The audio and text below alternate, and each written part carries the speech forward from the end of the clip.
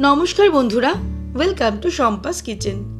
মোমোর নাম শুনলেই বাচ্চারা দারুণ আনন্দ পায়। মোমো খেতে ভালোবাসে না এমন বাচ্চা খুব কম পাওয়া যাবে, কিন্তু সবসময় চিকেন মোমো তৈরি করা পসিবল নয়, আর ভেজ মোমো খেতে ভালো লাগে না। তাই আজকে তৈরি করে দেখাবো দারুণ টেস্টি নুডলস মোমো রেসিপি। তৈরি করা যেমন সহজ, খুব তাড়াতাড়ি তৈরিও হয়ে যায় আর খেতেও দারুণ টেস্টি। তাহলে চলুন শুরু করি। সবার প্রথমে একটা বোল নিয়ে নিয়েছি। এর মধ্যে নিয়ে নেব 1 কাপ পরিমাণে ময়দা। এখানে আমি 125 গ্রাম ময়দা নিয়েছি। ময়দার মধ্যে দিয়ে দেব 1/4 টিস্পুন নুন আর দিয়ে দেব 1 টেবিল স্পুন রিফাইন্ড অয়েল।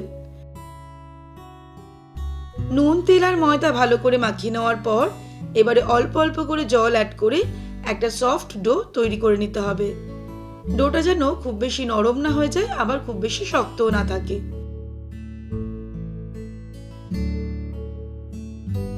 আমি প্রায় 1/4 কাপ জল ব্যবহার করে ময়দাটাকে মেখে নিলাম। এই একটা সুন্দর ডো তৈরি করে নিয়েছি। এবারে একটা ভিজে কাপড় দিয়ে এই ডোটাকে ঢেকে রেখে দেব 20 থেকে 30 মিনিট। এই কাজটা কিন্তু আমাদের করতেই হবে। তারপরে ফিরে আসছি। এবারে একটা প্যান গরম করে তার মধ্যে নিয়ে নেব 1 টিস্পুন রিফাইন্ড অয়েল। তেলটা ভালো মতো গরম হয়ে গেলে ফ্লেমটাকে মিডিয়াম টু লোতে করে এর মধ্যে দিয়ে দেব 1 টিস্পুন রসুন কুচি। রসুনটাকে ফ্রাই করে নেব 10 সেকেন্ড। তারপরে এর মধ্যে দিয়ে দেব কুচানো পেঁয়াজ, কুচানো গাজর, কুচানো ক্যাপসিকাম। সবজিগুলো অ্যাড করার পর 1 মিনিট এগুলোকে ফ্রাই করে নেব। 1 মিনিট সবজিগুলোকে ফ্রাই করে নিলাম। এবারে এর মধ্যে অ্যাড করে দেব জল। 1.5 কাপ পরিমাণ জল আমি অ্যাড করে দেব। তারপরে ফ্লেমটাকে হাই করে দেব। হাই ফ্লেমে যখন জলটা ফুটতে শুরু করবে এর মধ্যে অ্যাড করে দেব নুডলসটা অ্যাড করার পর সবকিছুকে ভালো করে নেড়ে নিলাম। এবার এর মধ্যে নুডলসের মশলাটাও অ্যাড করে দেব। তারপরে হাই ফ্লেমে 2 থেকে 3 মিনিট এটাকে রান্না করে নেব। তার ফলে নুডলসটাও সিদ্ধ হয়ে যাবে, সবজিগুলোও সিদ্ধ হয়ে যাবে, আর সঙ্গে সঙ্গে জলটা একদম শুকিয়ে যাবে। 2-3 মিনিট আমি নুডলসটাকে রান্না করে নিলাম। এখন কিন্তু নুডলসটাও সিদ্ধ হয়ে গেছে, ভেজিটেবলসগুলোও সিদ্ধ হয়ে গেছে।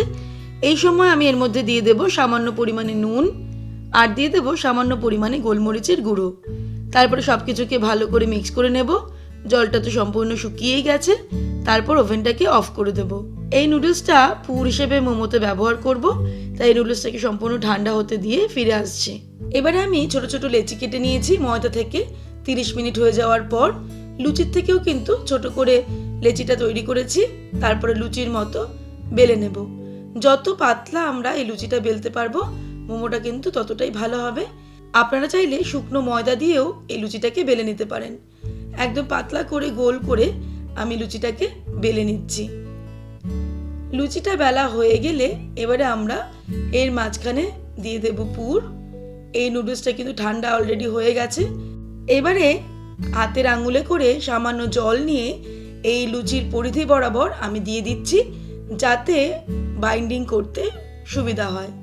তারপরে ঠিক এই পাশটা থেকে উল্টে দিয়ে এই পাটটাতে আমি দিয়ে দেব। তারপর ভালো করে চেপে চেপে দুটো মুখ ভালো করে সিল করে দিতে হবে।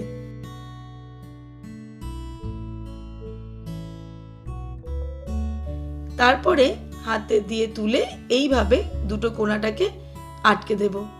এইভাবে মোমো তৈরি করা কিন্তু সব থেকে সহজ। যারা কোনোদিনও মোমো তৈরি করেননি এইভাবে মোমোটা খুব ইজিলি তৈরি করতে পারবেন, তাই আমি সহজ পদ্ধতিটাই দেখিয়ে দিলাম। তাছাড়াও অনেক রকমের পদ্ধতিতে মোমো তৈরি করা যায়, সেগুলো আপনারা momo recipe by Shampa's kitchen search করলেই ইউটিউবে পেয়ে যাবেন। এরকমভাবে মোমোগুলোকে আমি আগে তৈরি করে নেব, ঠিক একই রকমভাবে। তারপর ফিরে আসছি। এবারে ফাইনাল স্টেপে মোমো স্টিম করার জন্য একটা সসপ্যানের মধ্যে কিছুটা পরিমাণে জল নিয়ে গরম করতে শুরু করেছি। সসপ্যানের ওপরে বসিয়ে দেবো একটা ঝাঁঝরি থালা।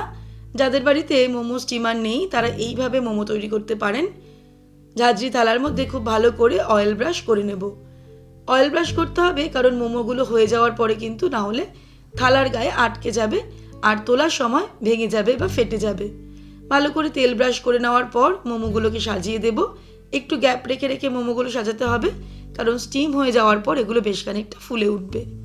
মোমোগুলো সাজিয়ে নিয়ে এবারে এটাকে ঢাকা দিয়ে মিডিয়াম ফ্লেমে রান্না করব 10 মিনিট। যেহেতু পুরটা আগে থেকেই কুক হয়েই রয়েছে নুডলসটা, তাই জন্য 10 মিনিটের মধ্যেই কিন্তু মোমোগুলো তৈরি হয়ে যাবে। 10 মিনিট হয়ে গেছে, আমাদের নুডলস মোমো একদম তৈরি। এবারে আমি ওভেনটাকে অফ করে দেব, আর গরম গরম নুডলস মোমো আমরা সার্ভ করব টমেটো কেচাপের সঙ্গে। বাড়িতে মোমো চাটনি থাকলে মোমো চাটনির সঙ্গে সার্ভ করা যেতে পারে, আর তার সঙ্গে যদি আমরা প্লেন স্যুপ তৈরি করতে পারি তাহলে তো কথাই নেই। তৈরি হয়ে গেল দারুণ টেস্টি নুডলস মোমো রেসিপি। যখন বাড়িতে চিকেন থাকে না বা শুধু শুধু ভেজ মোমো খেতে ইচ্ছে করে না, তখন ছোটদেরকে এইভাবে নুডলস মোমো তৈরি করে দিতে পারেন, যা চটজলদি তৈরি হয়ে যায় আর খেতেও খুব ভালো লাগে। রেসিপিটা ভালো লাগলে লাইক ও শেয়ার করার অনুরোধ রইল। আর এমনই নিত্য নতুন রান্নার রেসিপির আপডেট প্রতিদিন পেতে আজই সম্পাস কিচেন সাবস্ক্রাইব করে নিন। ভালো থাকবেন, সুস্থ থাকবেন। আমি আবার হাজির হব নতুন নতুন রেসিপির সঙ্গে। নমস্কার।